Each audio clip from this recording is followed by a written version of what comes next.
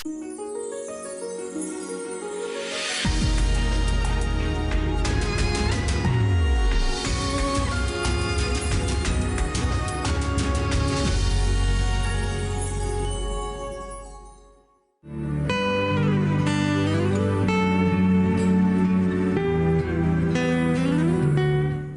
terkasih, ketika kita menerima Yesus sebagai Tuhan dan Juru Selamat, otomatis identitas kita berubah.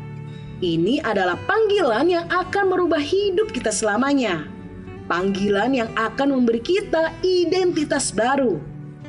Hidup lama kita akan diganti dengan hidup baru yang penuh makna dan tujuan yang mulia.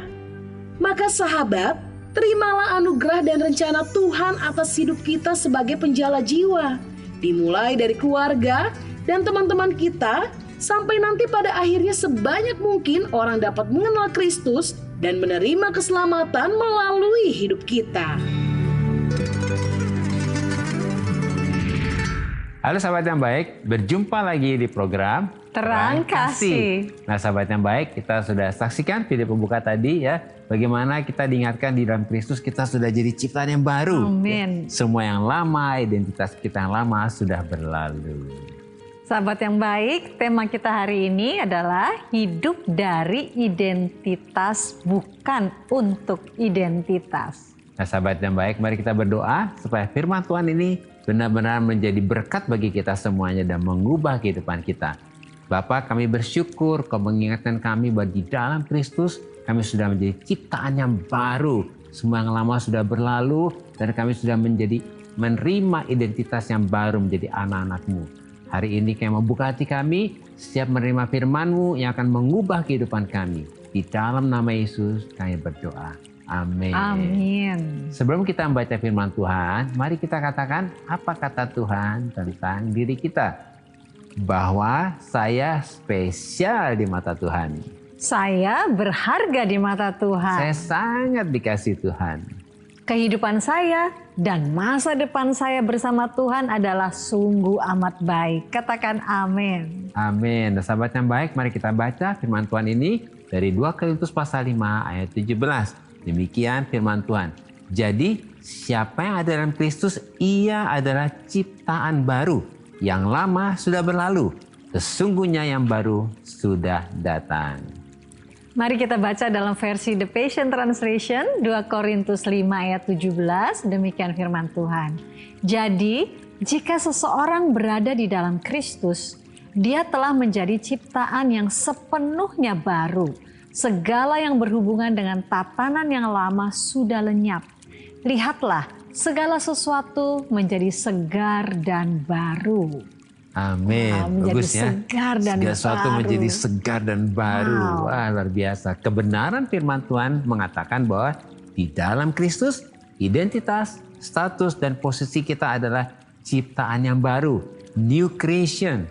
Maka di dalam Kristus kita sudah menjadi pribadi yang baru. New person, yaitu pribadi yang merdeka. Amin. Wah, pribadi yang merdeka ya. Amin. Jadi sebagai orang beriman, kita harus percaya dan memandang identitas kita dan keberadaan kita di dalam Kristus sebagai ciptaan yang baru. Ya. New creation.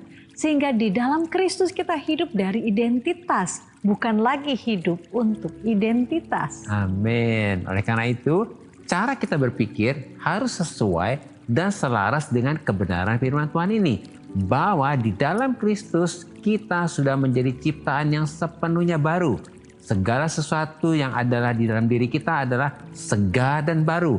Fresh and new. Amin. Yeah. Jadi kita harus percaya bahwa semua yang berhubungan dengan yang lama dan telah lalu dalam kehidupan kita sudah lenyap. Amin. Sudah hilang. Sudah hilang. Dan sudah berlalu. Artinya di dalam Kristus kita benar-benar sudah menjadi pribadi yang baru. Yeah. Semua yang lama sudah tidak ada lagi jejaknya. Wah, luar biasa ya. Yang lama sudah tidak ada lagi jejaknya.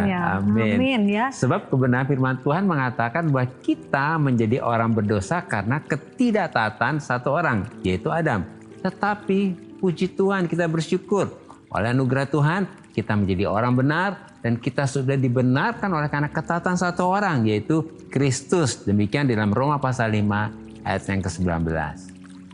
Sehingga di dalam Kristus identitas, status, dan posisi kita sudah menjadi ciptaan baru, new creation, yang sudah dibenarkan dan sudah dimerdekakan oleh Yesus. Bukan karena hasil usaha kita atau hasil pekerjaan kita, tetapi hanya oleh anugerah Tuhan. Itu dalam Efesus 2 ayat 8 dan 9. Jadi di dalam Kristus kita hidup dari identitas, bukan untuk identitas. Amin. Bagus banget ya, hidup dari identitas. Hidup dari identitas kita. Bukan untuk identitas. Identitas kita sebagai ciptaan baru dan anak Allah ya. Amin. Sebab identitas kita diberikan oleh Tuhan. Identitas kita bukan didapat dari dunia dan juga bukan didapat dari hasil usaha kita atau kekuatan kita. Artinya identitas kita dibangun berdasarkan apa kata Tuhan, yaitu berdasarkan kebenaran firman Tuhan. Bukan dibangun dan diperoleh berdasarkan apa kata dunia, apa kata manusia. Amin ya. Artinya bukan dibangun dan diperoleh berdasarkan apa kata orang, kedudukan kita, jabatan, penampilan, kekayaan, dan keuangan kita. Karena semua yang berasal dari dunia hanya sementara dan tidak ada yang kekal. Tetapi identitas kita yang diperoleh dari Tuhan sebagai ciptaan baru, yaitu sebagai putra-putrinya Allah, adalah kekal. Amin. Nah, sahabat yang baik, mari kita baca firman Tuhan ini dalam Efesus 4 ayat yang ke-24. Demikian firman Tuhan. Dan mengenakan manusia baru yang telah diciptakan menurut kehendak Allah di dalam kebenaran dan kekudusan yang sesungguhnya. Kata mengenakan manusia baru dalam bahasa Yunani adalah enduo. Artinya kita seperti sedang mengenakan, membungkus atau membalut diri kita dengan pakaian yang baru, yaitu dengan manusia yang baru yang telah diciptakan menurut kehendak Allah di dalam kebenaran dan kekudusan yang sesungguhnya. Amin. Jadi kita yang harus mengenakan itu ya. Manusia yang baru itu ya. Sahabat yang baik, melalui renungan ini kita dapat menyimpulkan bahwa identitas kita diperoleh dari Tuhan, bukan dari usaha kita, perbuatan kita, atau bukan dari dunia. Di dalam Kristus kita sudah menjadi ciptaan yang baru. Artinya kita sudah menerima identitas kita yang baru sebagai putra-putrinya Allah. Sehingga kita hidup dari identitas, bukan untuk identitas. Amin. Ya ingat ya sahabat yang baik, kita hidup dari identitas, bukan untuk identitas. Dan sahabat yang baik, saat ini jika ada dari kalian yang memiliki beban permasalahan, tekanan hidup, minta didoakan, atau ingin bersaksi seputar kehidupan rohani, silakan DM, komen, atau kirim video ke Instagram @terangkasih_rtv. Jangan kemana-mana, pastikan tetap ada di Terang Kasih.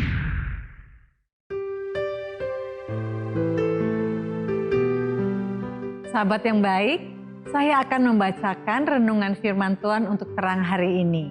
Mari kita buka Alkitab kita mau baca firman Tuhan dari Lukas 19 ayat 5 sampai 6. Demikian firman Tuhan. Ketika Yesus sampai ke tempat itu, ia melihat ke atas dan berkata, "Zakeus, segeralah turun, sebab hari ini aku harus menumpang di rumahmu."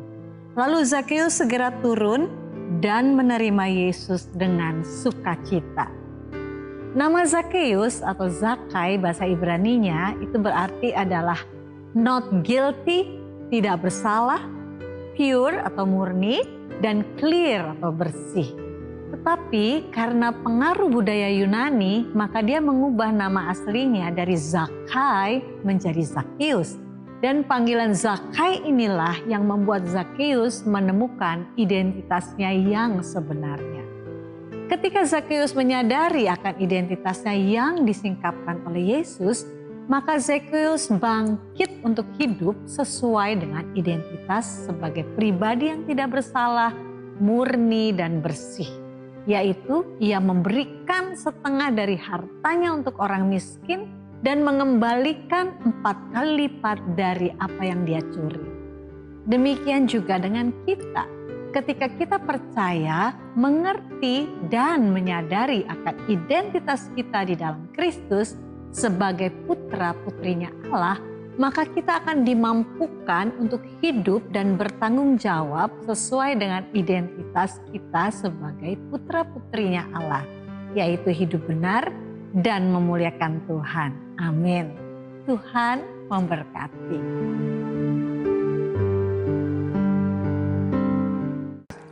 Nah, sahabat yang baik, ada beberapa DM yang masuk. Kita akan baca salah satu diantaranya dari Kenneth Kirana. Shalom, tim Terang Kasih.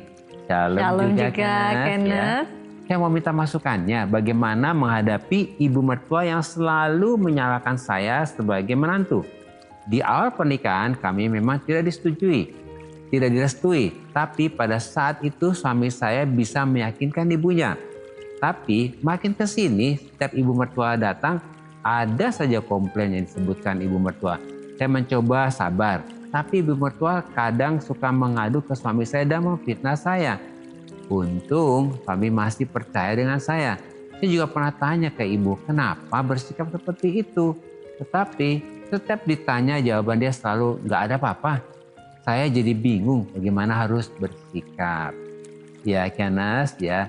Memang permasalahan antara ibu mertua dan menantu ini seringkali jadi masalah ya gitu. Si ibu mertua sayang sama anaknya sebagai anak laki ya. Sementara juga posisinya sekarang anaknya sudah menikah dan sudah punya istri ya. Dan ini yang terjadi seperti yang Kenneth alami ya. Nah, dalam hal ini yang penting adalah Kenneth fokus dengan pernikahan Kenneth dengan suami. Jaga kesehatian sehingga apa yang terjadi dengan ibu mertua atau orang lain yang mencoba mengintervensi pernikahan ini tetap kuat. Karena kesehatan suami istri yang paling penting. Jangan fokus kepada masalah ibu mertua ini.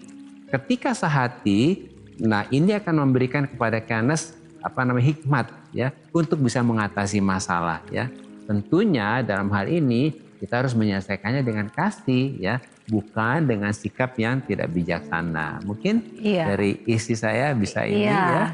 Iya Kenneth, memang seringkali kejadian yang seperti ini gitu ya di dalam kehidupan kita semua ya. Tapi saat ini saya bersyukur sekali ya bahwa di sini bahwa ada satu pembelaan Tuhan ya, atau satu hal di mana ketika dikatakan untuk suami saya masih percaya dengan saya, itu penting sekali. Jadi ternyata ada kesehatian, masih ada kesehatian di dalam suami istri. Karena itu penting sekali dalam kehidupan kita, dalam pernikahan kita. Kesehatian dari suami istri itu sangat penting. Dan biarlah saat ini juga Kenneth menyadari identitasmu sebagai putrinya Allah. Artinya jangan tergoyahkan gitu. Selama kita ada dalam kebenaran dan terus arahkan fokus kita kepada kebenaran dan kepada Tuhan, maka pasti Tuhan memampukan kita untuk hidup benar, hidup dengan penuh kasih, hidup bijaksana, sehingga itu akan terpancar keluar. Biarkan ini dirasakan atau dilihat juga oleh mertua Dan saya percaya bahwa kasih itu tidak pernah gagal. Itu penting banget. Itu penting sekali. Dan bagaimana kok terus mengasihi orang yang selalu mungkin menyakiti kita atau membuat kita tidak nyaman. Hari ini percayalah karena identitasmu sebagai putrinya Allah yang dikasihi, kebenaran itu juga sudah ditaruh di dalam engkau dan Roh Kudus sudah disediakan bagimu untuk menolong Kenneth. Maka percayalah Kenneth bahwa engkau akan keluar sebagai pemenang. Amin. Karena engkau hidup bersama dipimpin Roh Kudus dan hidup dalam kebenaran, hidup dari identitas bukan untuk identitas. Oleh karena itu hari ini juga bagi sahabat yang baik yang lain yang mungkin mengalami hal yang mirip dengan Kenneth, mari kita datang ke Tuhan. Konflik dengan mertua. Konflik dengan mertua. Kita percaya kalau kita terus berdiri teguh dalam kebenaran dan melakukan segala sesuatunya untuk Tuhan bukan untuk manusia ya. Di Kolose 3 ayat 23 demikian kan firman Tuhan mengatakan lakukan segala sesuatu dengan sepenuh hati seperti bukan untuk manusia tetapi untuk Tuhan. Maka di situ dikatakan engkau akan menerima upah yang dari Tuhan gitu ya. Upah kebenaran kita itu luar biasa ya. Jadi Kenas tetaplah teguh berdiri dalam kebenaran sebagai anak Allah dan identitasmu adalah pemenang. Amin. Mari kita berdoa. Kita berdoa ya buat Kenas dan sahabat yang baik yang menghadapi konflik dengan mertua. Jadi sekali lagi diingatkan penting kesehatan suami istri dan menyikapi semuanya ini dengan bijak, dengan kasih. Dalam kasih tidak akan pernah gagal. Kita berdoa ya. Tuhan, kayak berdoa untuk Kenas, biarlah hari ini hatinya disembuhkan, hatinya dipulihkan. Kalau mungkin ada gesekan-gesekannya dialami dengan mertuanya, biarlah hari ini Roh Kudus menenangkan hatinya dan kasih Allah mengalir menyembuhkan Kenas untuk menyadari bahwa identitasnya adalah ciptaan yang baru yang dikasih oleh Tuhan. Ya, berdoa untuk kesehatan Kenas dengan suaminya, biarlah dapat menyikapi semua dengan bijaksana, dengan kasih, dan hubungan dengan mertua dipulihkan dalam nama Yesus. Dan ini tidak terjadi untuk sahabat yang baik yang mengalami konflik dengan mertua. Biarlah kasih memulihkan hubungan dan menyempurnakan segala sesuatunya. Di dalam nama Yesus dia berdoa. Amin. Amin. Ini kita ada juga ya, dari zulhafiz.cwa. Ya. Saya minta tolong didoakan atas masalah keuangan yang saya hadapi saat ini. Minta juga Bapak Ibu mendoakan rencana saya ke Jakarta dipermudahkan. Ya, berikutnya ada lagi nih sayang ya. Kita akan baca ya. Ya, dari siapa? Dari David Raider 9778. Ya, kita akan baca nih. Tolong doakan untuk istri saya sedang sakit. Hasil CT scan ada penyumbatan di otak kecilnya. Mohon doakan untuk kesembuhan dan kepulihan buat istri. Terima kasih ya. Kita jawab untuk Zulhafiz ya. Tuhan katakan bahwa dia adalah sumber segala sesuatu ya.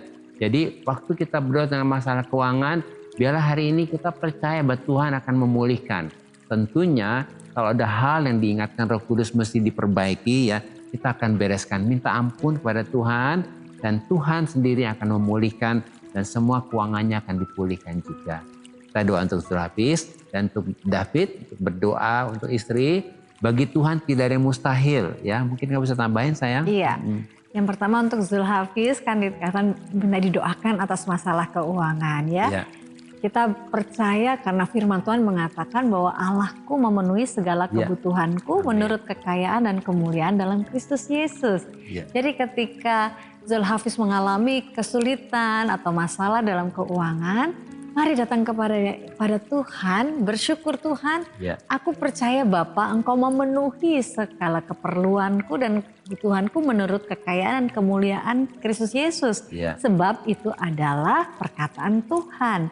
Dan kalaupun mungkin ada hal-hal yang perlu kita perbaiki dalam mengelola keuangan, datang kepada Tuhan. Tuhan terima kasih.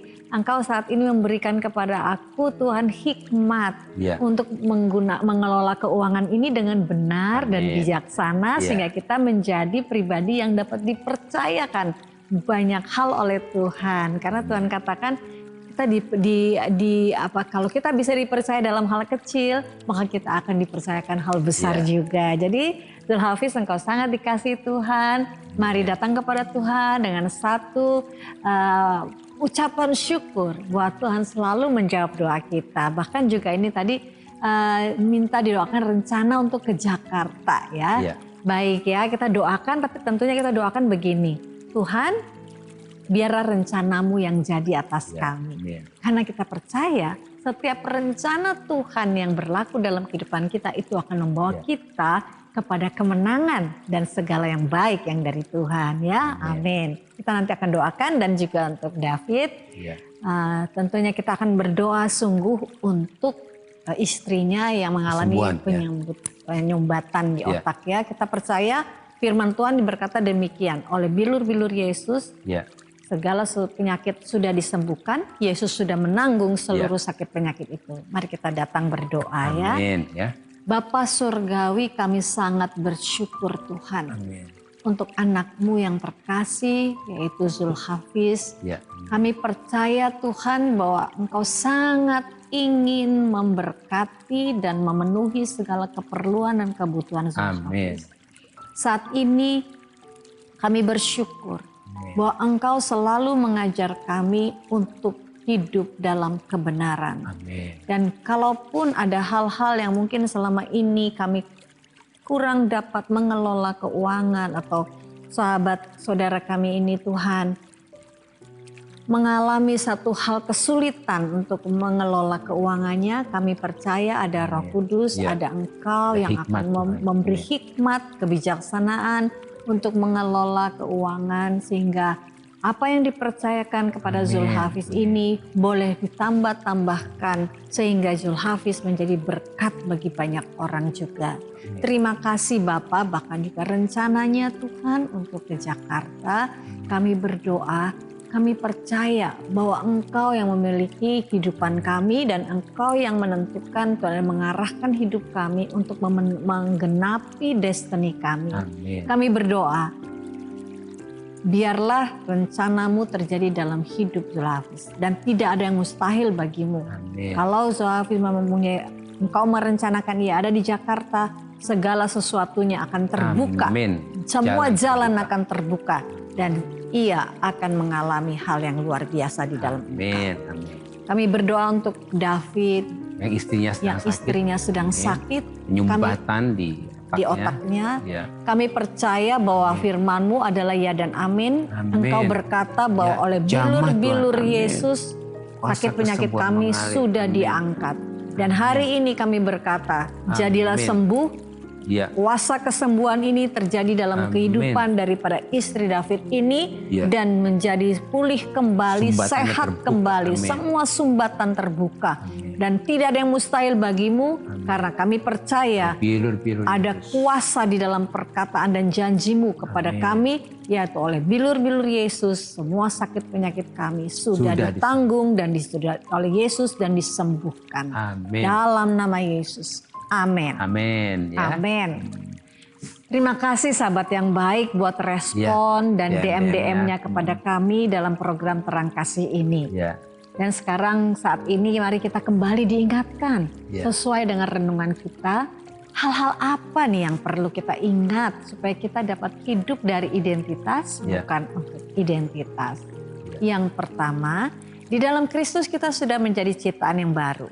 Artinya di dalam Kristus kita sudah menerima identitas yang baru. Jadi identitas kita bukan diperoleh dari usaha kita, perbuatan kita, dan bukan dari dunia. Sebab Tuhan yang memberikan identitas yang baru itu kepada kita. Dan yang kedua, identitas yang diperoleh dari usaha kita.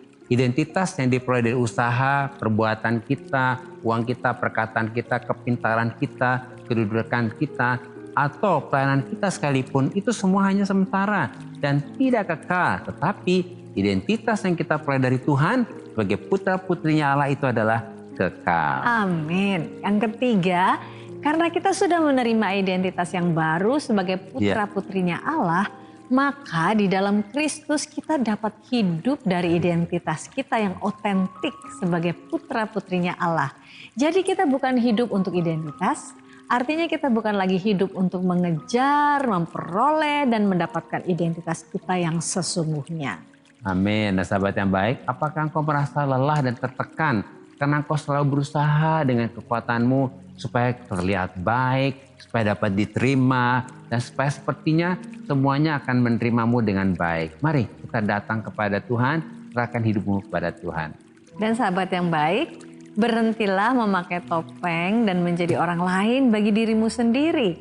Buka hatimu dan persilakan Roh Kudus menyingkapkan kebenarannya akan identitasmu yang otentik di dalam Kristus, bahwa engkau sudah menjadi ciptaan yang baru. Percaya bahwa semua yang lama sudah berlalu. Amin. Hidupku berubah saat ku jumpa Dia, karena ku sadari kasih anugerahnya, tangannya yang kuat menggenggam diriku. Dia bawaku selalu dalam kemenangan. Aku percaya akan firman-Mu. Aku percaya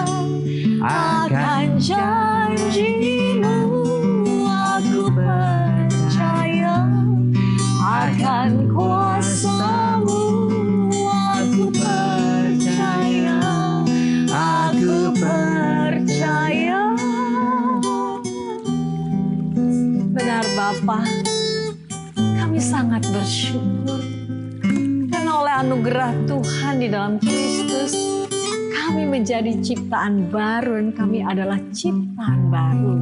New creation, ciptaan yang sepenuhnya baru. Segala sesuatu yang ada dalam diri kami adalah segar dan baru, fresh and new. Kami percaya semua yang berhubungan dengan yang lama dan yang telah lalu dalam segala aspek kehidupan kami itu semua sudah lenyap, sudah hilang dan sudah berlalu. Semua yang lama sudah tidak ada jejaknya lagi dan di dalam Kristus kami hidup dari identitas, bukan untuk identitas. Dalam nama Yesus, amin. Terima kasih sahabat yang baik sudah setia menyaksikan program Terang Kasih. Dan sahabat yang baik, jika ada dari saudara yang memiliki beban permasalahan, tekanan hidup minta didoakan, atau ingin bersaksi seputar kehidupan rohani, silahkan DM, komen, atau kirim video ke Instagram @terangkasihrtv. Sampai jumpa kembali di episode selanjutnya. Tuhan memberkati. Aku percaya akan